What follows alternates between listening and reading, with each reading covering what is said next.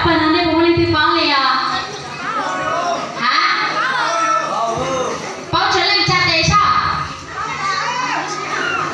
Ồ, tôi chỉ muốn có lên. Lý năm nay có có biết thêm bên gì thế à? Hả? Sao? Chị trong sẽ sắp thân rồi. Nếu nào bây giờ đi hạt tiền nên mới lúc sẽ hỏi cho nó đâu bé tao bao hành không trả bé một cơ hội tuần cho nên cũng chia với nhau ok thì á của chị của tôi lo nhớ lo là số cô nó tao có lúc xong là đó là của nhau qua tỏ qua di sư nhở chị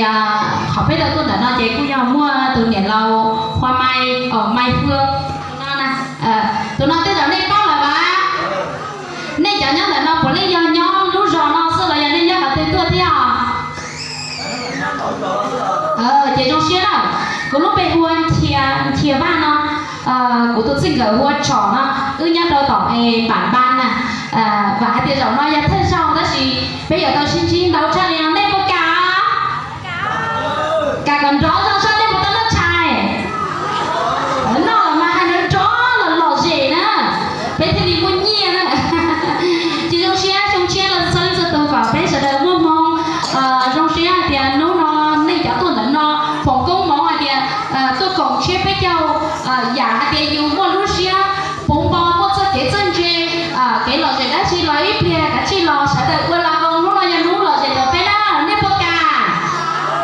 giờ cả nó chơi là sẽ nó của nó hay răng câu một lúc về thì lò sầu lăn lùa này giờ nên chẳng nhớ là nó cũng đi từ chỉ tao cởi con lăn lùa đi cởi thảo bây giờ họ giờ bé của xây bây giờ chị trong chiếc